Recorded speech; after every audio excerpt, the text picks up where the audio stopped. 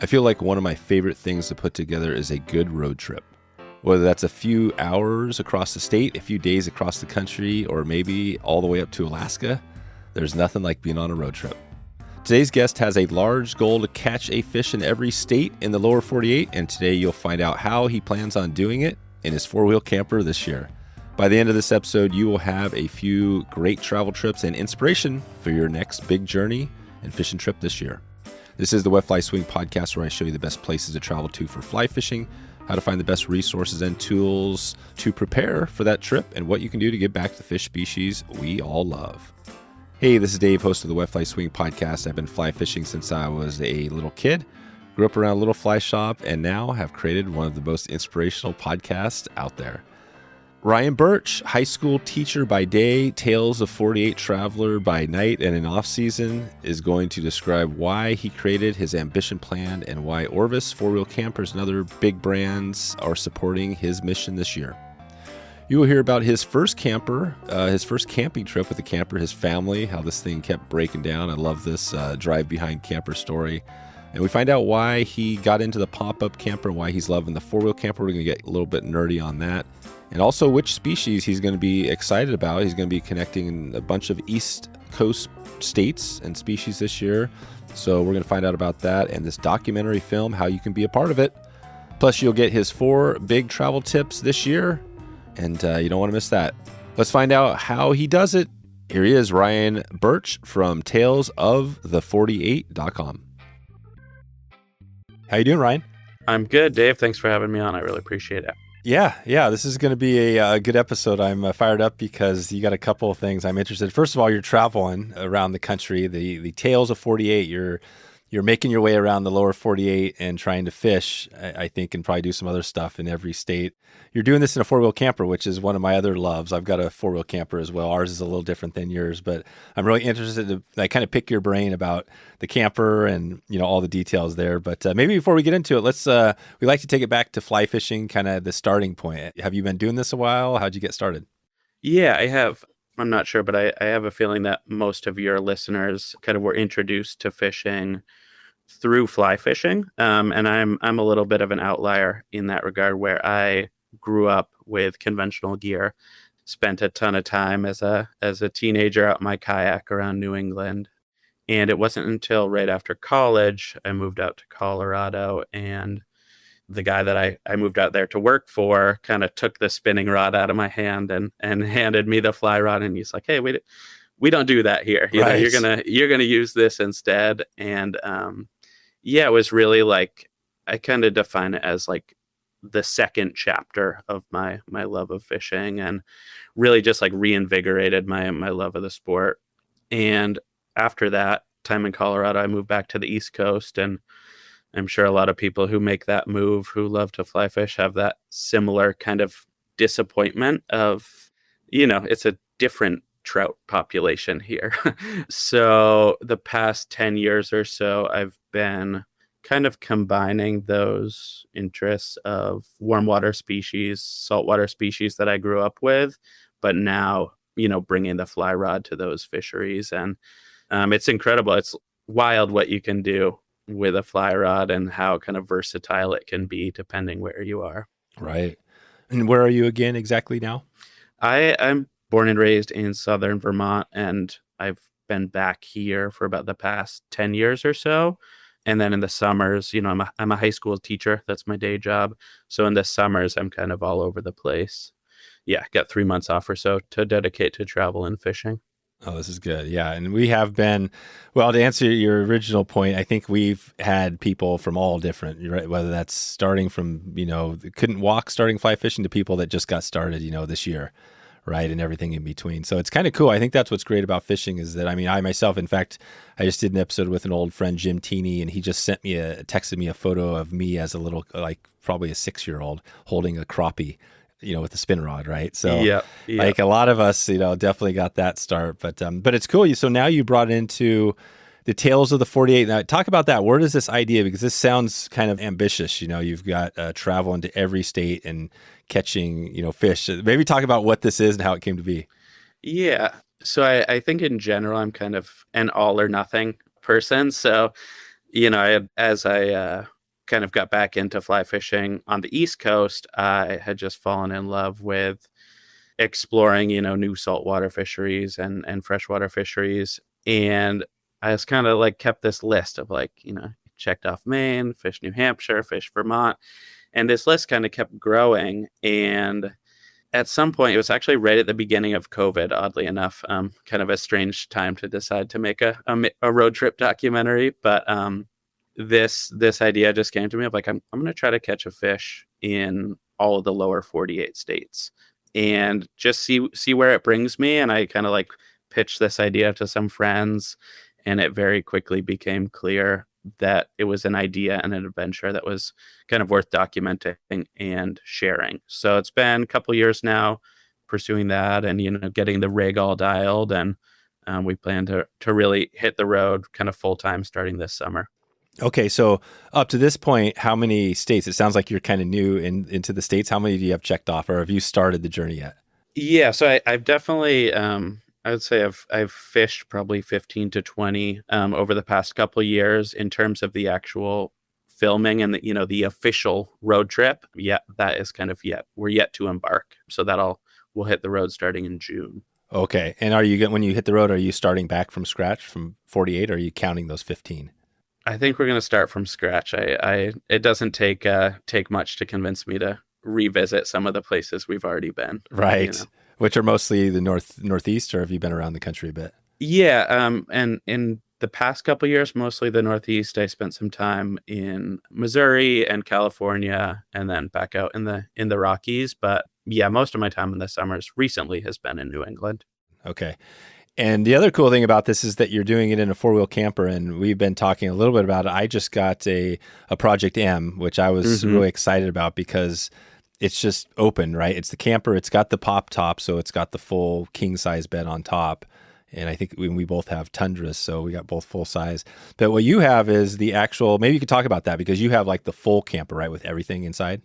Yes, yes, yeah. So we're so fortunate to be partnered with Four Wheel Campers on this, and we have the fleet model camper with the majority of the options. Just because when you're full time, both traveling and trying to produce a documentary, there's not that many hours in the day to run into restaurants or to kind of like re-enter society. So having everything at our fingertips, like the stove, fridge, shower outside, enough space for me and my dog and a videographer to, comfortably film and hang out and sleep it's been huge. And we just got that camper, I think July 1st of 2024. So it's still pretty new to us. I've had many different iterations of homes on wheels over the years, and for the first time ever, I really feel truly dialed and kind of ready to be on the road full time. That's awesome. What have your other homes on wheels been that you've had over the years? Yeah, there's been many. I think probably the first one, which I've actually kind of past couple weeks been thinking back about, where did this idea come from, and kind of why do I love life on the road so much? When I was 9 years old, my parents purchased this old 1980s Ford, like 30-foot RV, and we spent, I think it was about 3 months on the road. And, the thing was not great. Was this like everybody drive it behind, like it's not a pole, you're like everybody's in this big Everyone's camper? in it. Exactly. Oh wow, see that's the one that I've never had. And you know what I mean, like my entire life I still don't, even though we have a camper. I've always wondered, like, man, that would be pretty cool to have the drive behind. Yeah, it's pretty cool being able to, like I obviously wasn't driving when I was 9 years old, but kind of being able to finish your driving shift and just like stand up and turn around and you're kind of in your home. And I learned a lot about kind of the trials and tribulations of road trip travel and the, highs of how incredible an adventure like that can be. And then also the lows of breaking down. And I think that kind of like put a little seed in me that once I got my license 10 years later, so I had a Subaru Impreza that I fully built out with, a bunch of rooftop stuff and platform in the back. So you had a Subaru Impreza, which is like a sedan, isn't it, or is that like a hatchback? It was a hatchback. Yeah. Right. Oh, Yeah. so you had a hatchback, and then you made that into kind of a camper by. What did you do exactly? So I had a platform in the back for gear storage and everything, and then I had a bunch of roof rack systems up top. I was fresh out of college and paying back student loans and stuff, so it was a budget operation. And then from there, I made the jump to a Tacoma, early 2000s, one of those first gen Tacomas. And for a couple of years, I was under just a cap, like a bed cap, which was, A step up. yeah, it was a step up. But also when I was in my younger 20s, I didn't mind being so crammed. So kind of as the years went on, being able to stand up is huge when you're inside. So I purchased another early 80s Sunlight camper, super vintage. And I was in that for a year, but it just became clear that in order to do a trip like this, we really need full charging capabilities for camera gear. So from there, I was in a four-wheel camper Eagle, another early 2000s model, before finally landing on this 2024 Fleet, which we picked up about 6 months ago. Okay, so you had a four wheel camper, the Eagle, before that was just an older version. Because four wheel campers, that's a cool thing. They've been around forever, right? Like 50 years or something like that. Yeah, it's pretty wild. Kind of feel like it's rare where you see an industry leader like that just has been kind of crushing it since their beginning. But yeah, I listened to the episode with Stan he did recently, and he's the best. He's awesome. He is. Yeah, I ran into Stan at a show too recently. It was cool to connect. He's a super good dude. So awesome. So, and what was the name of the first four wheel camper you had? It was an Eagle. And what year was that one? I think it was like 2003. Yeah, and that first four-wheel camper was on a Tacoma as well. And then when the opportunity arose to kind of upgrade to the fully loaded Fleet, that's when I shifted from a Tacoma to a Tundra. And that's a little bit more power. I mean, a Fleet can totally go on the Tacoma, but just with gear, and I like to drive fast, so I went with a V8, just a little more power. Sometimes I have a boat behind me, can never have too much power. No, that's right. So you went from that one to your newer one. What's the difference between the two? That one that was 20 years old versus the new one you got? Are there a lot of different features on it? I think it's technically different model names, but I think it was a pretty seamless transition from the Eagle to the Fleet. My understanding is that the Fleet is about 4 inches wider and maybe like 3 or 4 inches taller as well. So you have a little bit more interior room. And then just with the development of the different amenities over the past 20 years, those are obviously very modern and very very updated. Right, the batteries and all the power, right? That's all. That's Yeah, what yeah. Stan said, that people want more. They want more power right now to run all their stuff. Yes. Yeah, it's funny looking back like 5 years ago before embarking on this project. I didn't care at all about battery life and charging capabilities, and I'm a little bit of a battery hound now. So having like, power charging capability in the cab of the truck, as well as basically endless power in the bed and the camper, it's life changing for, a project like this.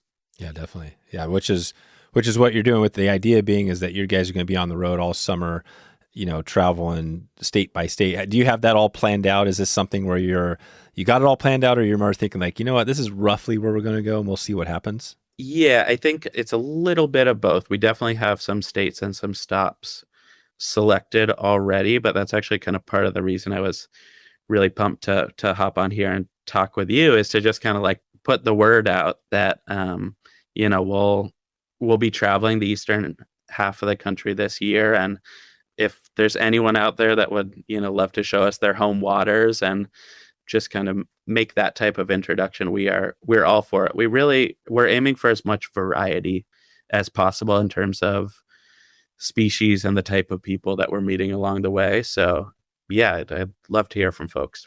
So roughly, what is the area you're going to be covering this summer? It's right now, it's 2025. Yes. So we plan to do roughly the eastern half of the country. I have a wedding in Iowa at the beginning of the summer that is going to be kind of the jumping off point. So I think we'll drive out there and then meander back. We have a connection down in Florida in the Keys, and then in Mississippi as well. I have a fishery scientist friend who will spend some time down there fishing with. But other than that, I have some bucket list destinations, but it's very much flexible. Yeah. And what does that look like? You're starting Iowa, and as you head down towards Florida, are you just gonna kind of Missouri's next? So hop in there and just grab a map and say, well, where do we want to fish? Or because right, there's a lot of different ways to do this. Yes, there definitely is. And I think kind of the plan over the next 4 or 5 months or so is to hopefully cross off about half of those in terms of, meeting people in these different states that are excited about taking us out and kind of showing us around, but then also having the stops in the states that are just me kind of solo fishing these bucket list waters. So it's definitely lots to develop in the next 6 months or next 5 months before we hit the road, but a little bit of both. I think it'll be some pre-planned, and then you know how it is. Sometimes you stumble upon some of the best days of fishing that you've ever had. Yeah, exactly. What are some of your bucket lists out of there's roughly about, if you cut the country in half, that's about 30 states roughly on the east. What are some of the big bucket list states? That's a good question. I'm particularly excited about the Florida Keys and kind of just Florida in general. That's one of the top states. And Florida's not easy. That's the thing you hear about Florida. A lot of people talk about permit and other species. It's maybe the hardest place in the world maybe to catch one of those, right? Yes, yeah, definitely. So I'm really looking forward to that challenge. And then I have a friend in Missouri who lives right on Table Rock Lake, which is not thought of traditionally as a fly fishing destination, but I'm pretty dead set. I have fished there before. I'm pretty dead set on bringing the fly gear this time and trying to figure it out, catch some bass. Right. Now, is this a fly only deal, lower 48, or is this like any type of fishing? It'll be predominantly fly fishing. I'll have spinning gear along for the ride. I feel like sometimes you need that tool in your toolbox. Yeah, just in case, right? Because you don't want to go through Indiana and then feel like, oh man, I tried fly, I can't get a fish, and just have something in the toolbox, right, in case you need it. Exactly. I definitely am predominantly geared towards fly fishing just in my leisure travels, and I think that'll be the case for the documentary as well. But I do love both. I view them as kind of separate things. To me, it's an excuse to fish twice as much. So I generally, whenever I'm out on the boat or in the truck, I've got fly gear and conventional gear with me. Yeah, gotcha. Okay. And as you go, is the plan to start in Iowa? You have the camper. Just is it going to be challenging finding places to stop? Or are you going to kind of say try to get all campgrounds, or are you going to do like pull off the side of the highway and just pop it up and go? Yeah, I think there will be very few campgrounds. That's one of the beauties of the four-wheel campers, that you're pretty stealthy.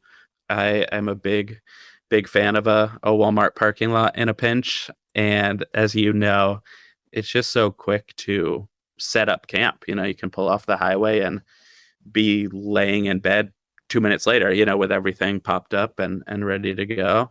So I'm hoping to do as little of that as possible, kind of if it takes us in that direction, and we need just roadside stops, but also trying to, with these people that we connect with, a driveway to crash in or someone's backyard. Oh, sure.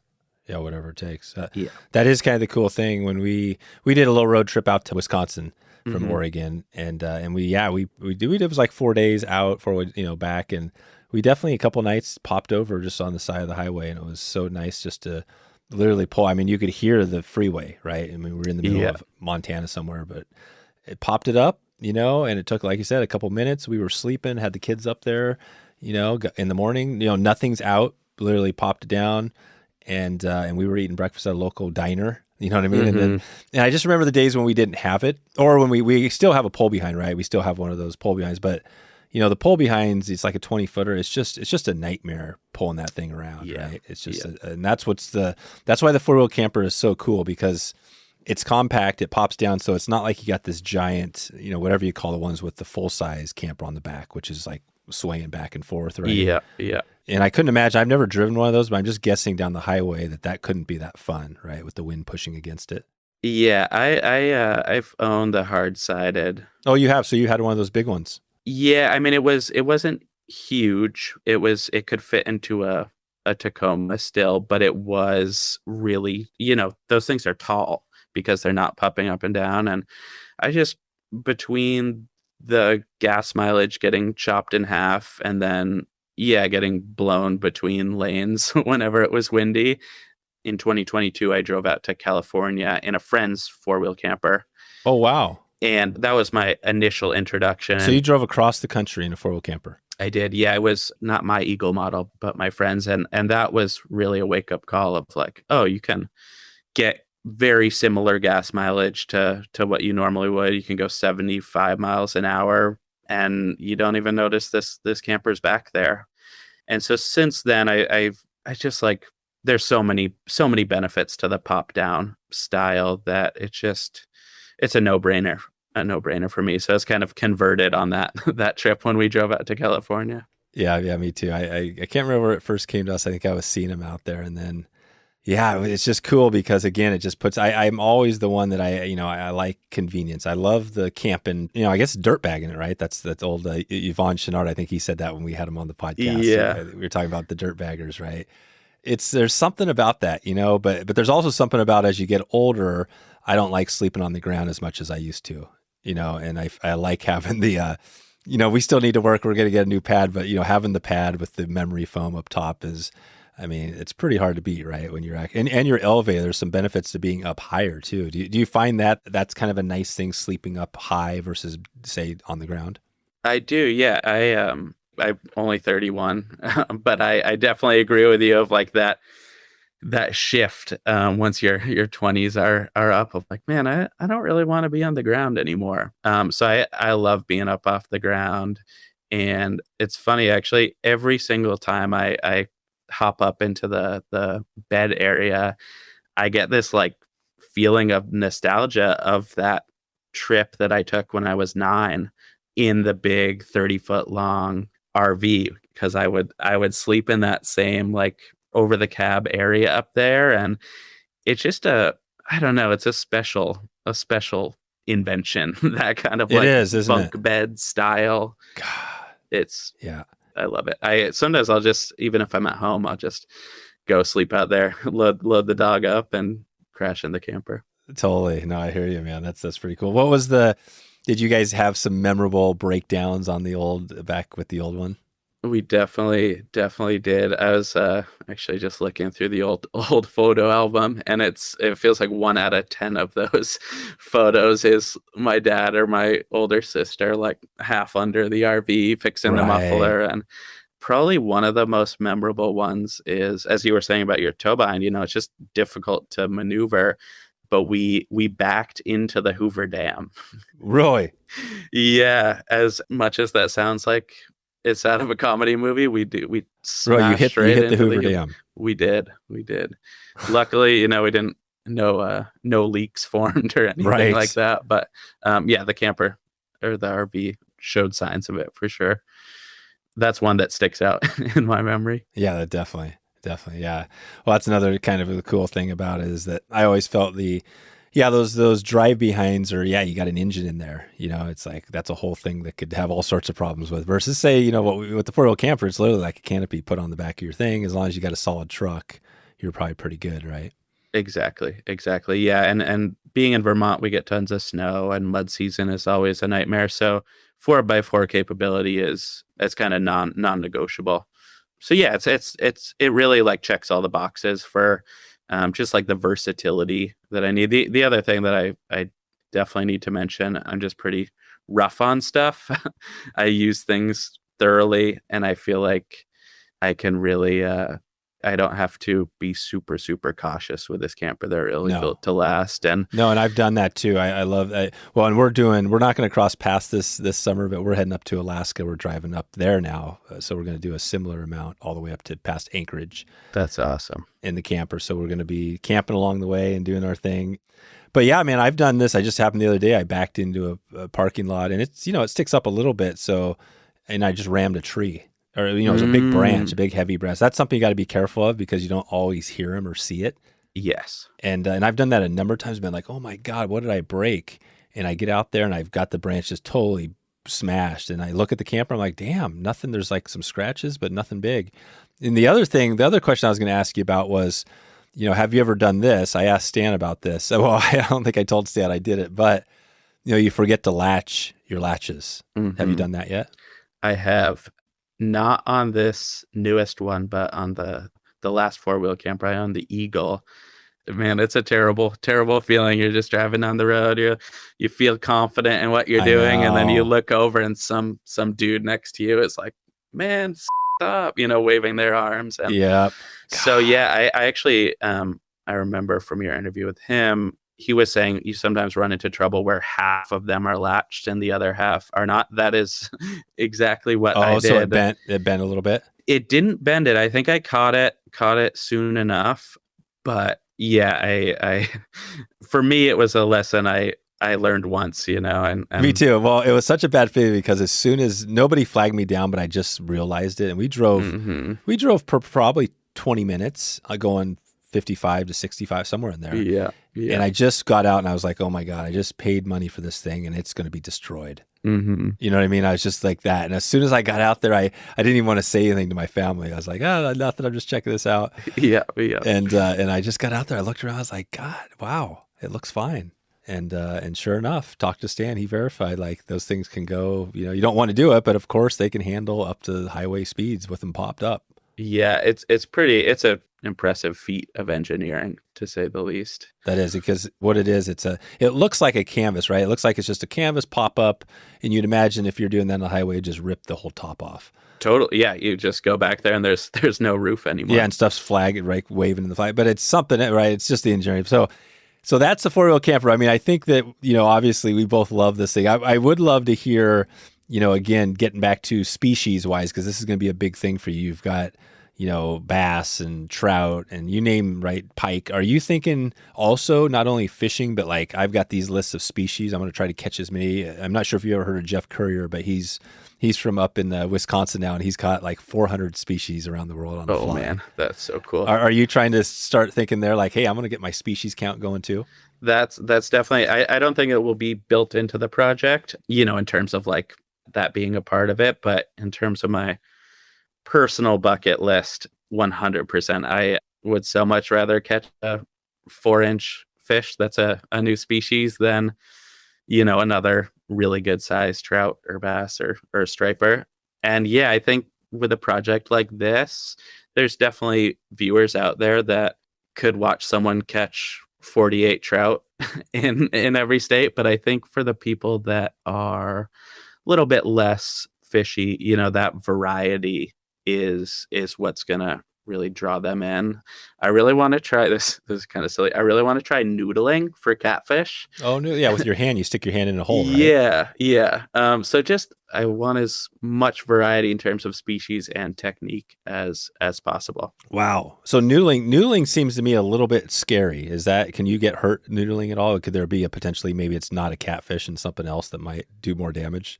I'm not sure if there's alternative species, but I think you can tangle with a fish that's so big that it kind of wins the battle and takes you down. Yeah, it doesn't end well. Oh, I know very, very little about noodling. Right. But Could you imagine that? It's always fascinated me, and I think it's, when I'm in the South on those big rivers, I think it's kind of going to be a when in Rome type of situation. And I think it's one of those activities that it's bound to be enjoyable to watch someone do. Oh yeah, you're going to get that on video. That's good. What about, as you look up, we've done a number of episodes up north in Canada. Canada is probably, bigger than the United States. Did you ever think along the way like, hey, I could just cruise up through Canada and do the same thing, or maybe that's part 2 on this thing?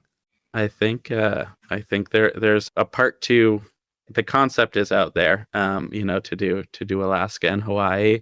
I have fished Canada very, very limited, just a couple days on. Yeah, because you're right there. You literally are adjacent to Quebec, right? I am. Yeah. Montreal is probably like 2.5 hours from me. You're right there. Yeah. So I think it'll definitely happen, but I think that'll be a separate endeavor. Gotcha. Okay. So right now you're planning, so you got this summer, you're going to be hitting the East. You're going to do as much as you can. And then are you then the next summer going to do the rest, or do you think this is going to be like more than just a couple years? I think that's kind of the loose plan now is like 50%, probably more than 50% of the states this summer. East Coast states are so much smaller.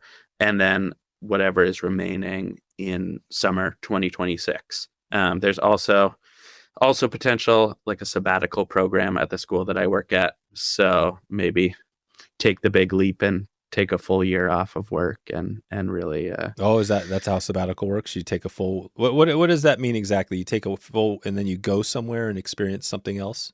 I think technically like at the college level that's what it is. For at my school you can basically just take like a pause of employment where you obviously don't get paid, which is a bummer. But I'd keep my health insurance, and you don't lose my job, have something to come back to afterwards. So I have that's still a long ways off, but that idea is charming to say the least. Yeah. And what about your wife or your partner? Is it, so it's going to be you two, or now who is on this tour? Because there's some video people too, right? Yes. So the main co-pilot is my dog. He will be along for the entirety of it. And then my little sister is a photographer, videographer. She will be joining for a chunk of it. And then I have two other good lifelong friends that also one is an editor and one is a videographer who will also be along for the ride for different segments of it. There will definitely be some chunks of time where it's just me and my camera. You and your camera, gotcha. Yeah, and your dog. And my dog, of course. And what kind of dog do you have? He's a boxer lab mix, a little bit of everything. But he's definitely loves life on the road as much as I do. So good companionship. All right, cool. So you got that going. Anything else you're thinking about that's going to be, challenges or planning? I mean, have you done up to this point? Have you done a lot of travel around just without the can? Do you have some travel tips, or is this all new? The big travel. I'm very well versed in road trip travel. I've spent never full time for like a year or anything like that, but generally I'm pretty close to full time in the rig for those summer months. Trying to think of any tips and tricks. Yeah, you're out there with the camper, you're going to be doing this. What are you telling somebody if they were going to be doing a similar thing? Like, okay, we're going out. What are a few things that they should be thinking about? I think packing as light as possible. And like, does that mean one your clothing and one change of clothes, or like what is packing as light for? Because right, there's a lot of ways you could do this. So I'm a big tote person, like storage totes. Oh, these are like the almost like bags sort of thing where you put stuff in. They're like hard sided with plastic totes with a oh yeah, the plastic totes. Sure. Yeah. And so I have the camper and the truck, and then I buy totes that fit within those areas. And so, I have a tote for clothes, I have a tote for dog food and dog stuff. And it's packing light to me is I just am only allowed to fill those designated totes. And then I can't bring any more stuff. So, I have a couple totes for camera gear, small tote for clothes, small tote for, other miscellaneous stuff. And then also kind of along the line of the totes, just I think when you're combining travel and productivity, it's super important to stay hyper organized, especially in a smaller space like a camper and a truck. Mm-hmm. So I'm a big believer in everything has its designated place. And then I guess my overall travel advice would just be like open to serendipitous moments. Some of the most incredible things that have ever happened to me were opportunities that right at first were like, oh, I don't know about this. This seems sketchy, or what's going on. And then, they're kind of came to fruition. And had I not just been down and gone along with them, I probably would have missed them. I think that's what life on the road is kind of all about. You can have plans and have your story outlined, but you've got to be open to letting it taking you in whatever direction it wants to. That's right. Yeah, keep open for some. You might see a river or waterway you didn't know about, right? You might stay there a little extra time, or you might find something you never even thought of, right? Exactly, exactly. Yeah, but both with kind of what nature has to offer you and fisheries have to offer you, but also yeah, some of my favorite people in the world are people I met in a gas station or when traveling abroad, or and had I been AirPods in or in a little bit more of a hurry, that would have totally passed you by. On your camper, so you have like everything. You've got solar panels on top. Do you have the batteries? You have a stove. Is it like, what does that look like? Describe that a little bit, the inside. Yeah, so we have pretty much every option that the 2024 models came with. So we have the bars up top with I have a River Smith, the River Quiver up there for all of my rods. Generally, I have like a 3 weight, a 5 weight, a 7, and a 10 or something like that. Just you never know what you're going to stumble upon. And then on the interior, we have a propane stove, fridge, sink with the on-demand water heater, and then queen size bed and a couch. And then on the exterior is the shower, which is really great. There's a little curtain thing that can surround you, and I mean I definitely will utilize that, especially fishing saltwater and stuff after a session. But I've really loved it for my dog as well, just because if he's romping around the water, you never really want your Get some warm water. That's right. That's pretty yeah, nice. yeah. I never want like a cold, wet dog up in bed with you in a small space. So I love it for that fact. He definitely loves it as well. And then in terms of power, we have 235 amp hour batteries, the dual lithium batteries. And I mean, I have every possible thing plugged in that you could imagine. And I think that the lowest I've gotten those batteries down to probably 70%. No kidding. Yeah, and Wow. I definitely I generally don't do long stays. Like I'm not in the same place without driving. And the driving charges the batteries back up. Exactly, the driving charges and then also the solar The solar. So charges. when you're sitting there, if you were to stay there for multiple days, the solar would charge it. Exactly. So the only situation where you would potentially run into trouble would be if there's no sun for many consecutive days and you're not driving anywhere. And I have yet to stumble upon that situation. Well, you got to come out to Oregon or I the know, West I know. occasionally, but no. So that's it. I mean, that's amazing. So you haven't had these things down below, and that's because of the technology, right? The batteries have gotten so good with these lithiums now that they're just they hold the charge and they can power more stuff. Is that kind of what it is? Yeah, exactly. I think they're just super efficient, and I actually don't know if with the extra horsepower and the extra power being generated by a V8 engine, if that charges the batteries faster. But I've been blown away. I can use power overnight, get down to 70-80%, and I hop in the truck and drive for 30 minutes and get back in the camper and I'm back to 100. No kidding. And what is the Yeah. battery powering other than? So the stove, is that all propane? Like what are the big things that, like the fridge, right? Isn't that battery powered? Yeah, I believe so. Yep. And then it also, I think the stove is propane, but I believe the spark is coming from the battery. And then the big one, at least from my usage, is the fans. I have the dual roof fans in there, which are it's incredible what you can do with no AC and just with proper ventilation and moving around the air. So those are with the dog, especially back there. Those are huge.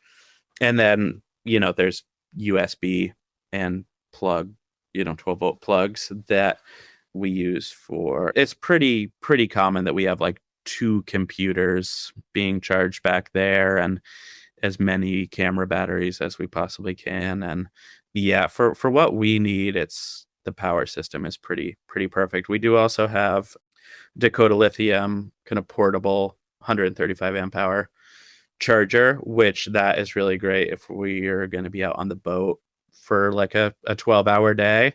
And how are the Dakota lithiums? These are just portable, just portable battery power packs.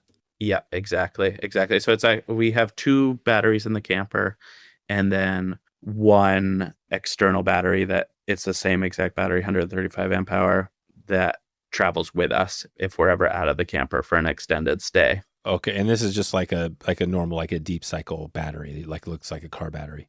It's inside a power box. Oh, So inside a power box. Okay. the battery is wired to basically like a little display that tells all your data of the battery, and then it has, I think, 5 USB and a couple USB-C plugs in it. So you basically like open it up, and then you have all these ports to charge kind of whatever you need. Gotcha. And that's it. So yeah, there's your portable. You pull that thing around wherever you need to, plug stuff in. Exactly. Yeah. Yep. Those are cool. Yeah, awesome. So you got that. So you got the power, and then what else? Anything we're missing on the camper? It's pretty. It sounds like. Did you just roll up and did they just throw it on everything up, or is it all just ready to go? You just pop it on and go. We got it installed at Mainline Overland, which is kind of a partner, a shop retailer that Four Wheel works with. They're based out of Bow, New Hampshire. But yeah, it was they wired it into the truck, and I haven't taken it off the truck since. It's on there pretty much full time.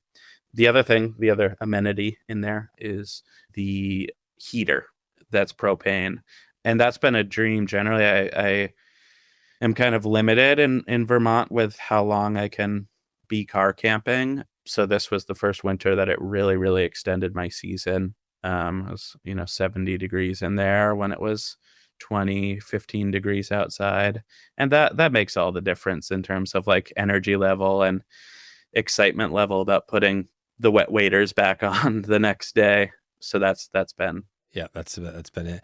Have you seen the Orvis edition of the four-wheel camper?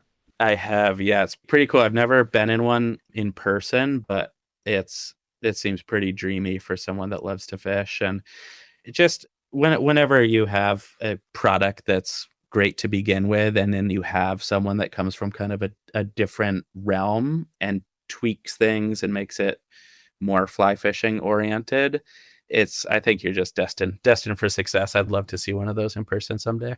Yeah, that's pretty cool. They got the wader, the wet room, little compartment that drains, and yeah, it's kind of cool. Yeah, nice. So that's pretty much it. So you're dialed and ready to go. When do you kick off this year? When are you hopping over towards Iowa?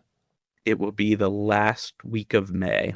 Last week of May. Plan. Yeah, my school year wraps up, I think, the 25th of May, and I'm the type of high school teacher that like the next day I'm jumping into adventure mode. You're gonna be ready to go. Your car's gonna be packed and ready to go to leave that next morning. Yes, 100%. 100%. You're ready to go, and you're gonna. What is that drive? Is that kind of like a day drive over there to Iowa?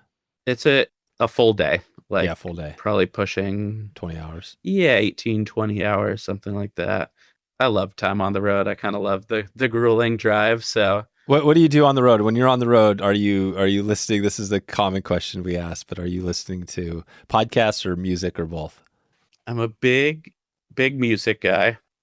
I would say that's my predominant. It just kind of keeps me energized, But I do love a good book on tape, love a good podcast. Kind of all over the place. Similarly to how I view fly fishing and conventional fishing as different hobbies, I think that I view those 3 audiobooks, podcasts, and music as different. So I hop all over the place. Yeah. What is your always love to get a podcast? Do you have any that you're in your queue now that you listen to, you love out there? Or what's your type? Do you have a bunch, or do you have like 100 podcasts downloaded, or do you more have like just a couple? I'm pretty loyal to the specific podcast. I don't know if you've heard of Stuff You Should Know. Oh yeah, Stuff You Should Know. Yep. Those I think Charles and Josh are their names, and those, they just crack me up. And I love the variety. Like how seltzer works, just a different topic every time. Yeah, you name it. Yeah, that's a good fun to learn and laugh at the same time. Yep, that's it. So you're gonna be rolling out crossed. You're gonna hit Iowa. You're gonna do the wedding, And then after that, are you just roughly planning on heading kind of southeast, or what are you thinking? What's going to be your next state after? And are you going to fish in Iowa, hit the driftless, or what are you doing there? I haven't quite made up my mind for Iowa. I my dad's side of the family is from Iowa, so I grew up fishing this small lake called Rathbun Lake. That was my introduction to, like catfish fishing, and so I might just for old time's sake, that might be my Iowa stop There you go. or one of them. Yeah, one of them. And then you're just going to start cruising and going along the way. Are you going to stop in any fly shops along the way, or do you have all your gear, everything ready to go? Yeah, so we have Orvis's support as well on the project. So, they've been very generous with a lot of the gear, but there will 100% be some fly shop stops in the mix. Just to, you got to get whatever flies hot and get some tips and tricks from the locals. Yeah, that's it. Support the local fly shop, and yeah, that's probably your best chance to get some of that local knowledge, right? If you don't know where to go, hop in. I mean, there's a bunch of cool states. I mean, we haven't been to much. I've spent more time up north, but I mean, you're going to be going in potentially like Arkansas, right? Mississippi, Tennessee, Yeah, Georgia. exactly. I mean, there's only a few in there. I always think of like Indiana, Kentucky. You don't hear much about those. Chicago. I mean, other than there are a few in there that are definitely. Well, at least for trout, there's other species, right, that you can catch. Yeah. Yeah, I think those kind of lesser known states will be doing a little bit more kind of like niche techniques and species as well. Yeah. Nice. Well, anything else you want to shed light on before we get out of here in a few minutes as far as the trip itself? Is it do you kind of do you think there's going to be any big surprises? Is there a chance that something crazy is going to happen and you're going to be what is the worst thing that could happen, right? Could your trip be stopped in any way? I hope not. I'm pretty when something's on your bucket list, it's for me at least, it's there to stay. So I'm pretty determined to make this happen, to complete this goal. With travel, you never really know what's going to happen. I can almost guarantee that many crazy things will likely happen. But that's kind of what it's all about. And yeah, I'm really, really excited to just kind of see what's out there, meet some really cool, knowledgeable people in the fishing world, and yeah, cross some more fish off my species list. Nice. And then when does school start in September? Yeah, last week of August. I've got to report back for duty. Yeah, so you're saying May, so it's June, July. So you got about 3 months, solid months in there. Yeah. I think there will be some windows in there where, depending where I'm at, either drive home and offload footage and kind of reset for a week. But yeah, we'll be on the road for at least 3/4 of my 3-month break. Okay. And what are you for cameras? Is this something where do you have a special camera you're using for the trip? Yeah. So I have just this nice Sony video camera, A7 S3, and that's kind of our main camera body. But just because it's such a run and gun operation, we've got a couple point and shoots as well, and definitely utilize the GoPros and that type of thing. So it's kind of, we're a little bit all over the place, but for the real like cinematic and interview stuff, that's on the Sony camera. Okay, and then the videos eventually will be on the YouTube channel. I know they're not there yet, but say in 2, maybe 3, 4, 5 years from now, that they'll be on. They'll be able to check this out on YouTube, or where will that be? Yes, I think if not Netflix, then YouTube. Right. That's your goal, to get a series out of it. Have you been thinking about that, to get something? We actually had Ariel Tweedle on recently. Cool. She was the host of Flying Wild Alaska, and it was really interesting to hear the story, because she talked about how she loved the shows, right? She was into the producing, but her dad was more, he was just there. He loved the flying. And at some point that show got to a point, I think it was only on for 2 or 3 seasons. They got to a 3rd season was coming up, and the producers of Discovery, or whatever the channel was, they came to him, they said, hey, you got to get this cake from this part of Alaska over to here, but the weather's going to be rough. So the producers were like, hey, you know what? You don't even have to fly. Let's just fake it. And we'll shake the plane around. We'll fake it, make a scene up. And the guy was like, I'm done. And he broke the contract and quit. And he told Ariel, he's like, we're done. And they totally broke out. And he's like, nope, not doing it. And so Ariel was pissed. She was mad, but then she found her groove and other stuff. Isn't that crazy Yeah, though? yeah, Like the it full on, is. but that could be you guys, right? You guys could find a Discovery or a Netflix series, right? Something like that. Yeah, yeah. Even just with the connection with Four Wheel and these other brands, life works in mysterious ways, and I think yeah, just kind of like be it when those doors open, being there ready and having your passion and your pitch ready to go. Yeah, I'm hopeful that something like that'll line up, and if not, YouTube is it's a beautiful thing, so it'll be viewable there. Yeah, YouTube is pretty powerful too. What is it like on your teaching? Is this something where, teachers, right, the most important jobs in the country, right? I feel like teaching the kids. Do you love that job? Is that job super challenging? What's that like? It definitely has its challenges. Teaching through COVID was a crazy, crazy time. And what grade are you teaching? I teach high school, so ninth to 12th grade, anywhere from 13 to 18-year-olds. And I don't know if I mentioned this, I'm a pottery teacher. So Oh, cool. generally the kids want to be there and they're excited. But yeah, that was a wild one during COVID. We did remote pottery for a couple of years. And the other element of my teaching is that we have a fly fishing team or club on campus, and I lead that in the spring. So starting in late March through the end of May. Yeah, so that's a cool way to kind of combine the educational work and my true love of fishing. So these are kids that are just found fly fishing through you in the school, or were already fly anglers? There's a wide range. A lot of them have been introduced to it prior by their parents or extended family.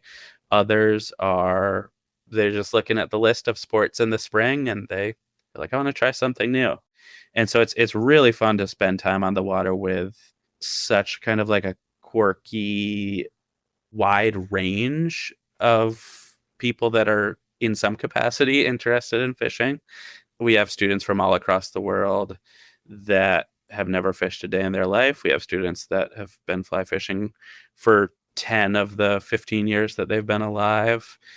So it's really fun. It's super, super, super special. We generally stick around Vermont for the first couple of months, and then we take a long weekend trip down to Cape Cod, and we put the 5 weights away and get out the 8 weights, and the kids get to try to catch their first striped bass, God, which is that's so cool. It's awesome. It's awesome.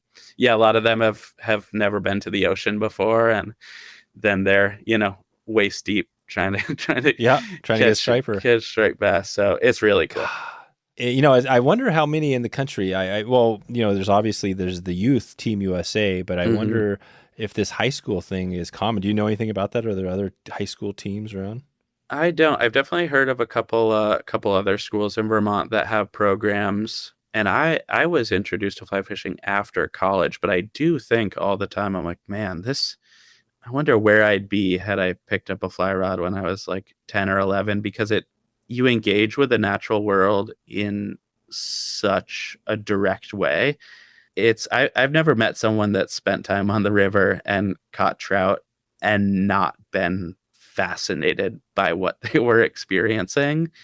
And I think, as we really come to this moment of realizing where things are at with the environment and kind of what needs to be done, in my opinion, it's like what an incredible way to captivate the next generation and foster that appreciation than this direct, like, go stand in that river, go try to catch a fish. I think it just inherently builds that appreciation. Yeah, that is really awesome. That's well, like I was saying, the Team USA, we're doing a thing with in Eastern Idaho in the Henry's Fork. That's where the Team USA, the World Championships are this year. Oh, wow. They're actually in Idaho, Eastern Idaho there. So the women's are going to be there. The youth are going to be there this year. And then next year, it'll be the men's. I think both of them are going to be there. So they're going to be fishing the Henry's Fork, South Fork of the Snake, or at least some tribs in there. And we've been doing some episodes helping to get the word out because they're looking for volunteers to help and stuff like that. So, yeah, I think it's cool. I think the youth, for me, I remember my dad, I grew up around a fly shop. So my dad had a fly shop.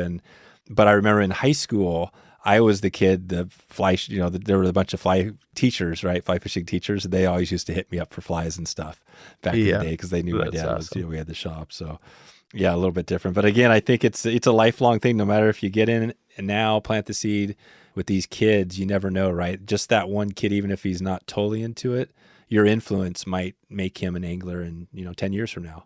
Absolutely. Yeah, I've definitely had a bunch of students where that's the case, and you can kind of sense it sometimes. You're like, man, this isn't really jiving right now, but I bet money that when they're 30 or 35, they're gonna buy a fly rod again. And yeah, it's cool stuff. Teaching in general, it fascinates me, and I really believe in it. So it's cool to be able to do the clay side of things, and then also the fishing side of things. That's sweet. Nice. Well, this has been a lot of fun. I love that we've been able to pick your brain, and I think what we should do is you're going to have this journey that's going to be going off. We'll have to catch up with you later, maybe see how it all went after you wrap it up, this fall or something like that. But yeah, man, this has been a lot of fun. Appreciate all your time today, and we'll be checking in with you, and look forward to following that journey. Thank you so much, Dave. I appreciate it. If you want to connect with Ryan on this road trip, you can head over to talesofthe48.com right now and let him know you heard this podcast. You can also go on Instagram, Tales of the 48, and let him know if you're out in the East Coast, if you're in one of those states and you want to connect, maybe get a connection with this documentary, give him some tips at least. That would be awesome. You can do that right now. If you haven't yet, please subscribe to our YouTube channel. We just launched this. We're going to be doing some cool stuff over there. We already have done some cool stuff. We've got some great webinars and also some short form video content. One is on the top 5 Euro nymphing flies. Essentially, this thing's kind of going viral right now. You should go check it out. And just want to remind you on YouTube. All right, we also have a big trip going on, the Missouri River trip with On to Mark Lodge. If you haven't checked in with this, we should have a slot or 2 remaining for this one. This is the Missouri River trip. We're going to be fishing dry flies, wetflyswing.com/Missouri, MISSOURI. Do that right now. Sign up, get your name on there. I'll follow up with you on details. And we got some good stuff coming with Craig and the family. We're going to be on the Missouri River, fishing one of the great giant rivers of the West. Don't miss out on this one. All right. Hope you have a great morning.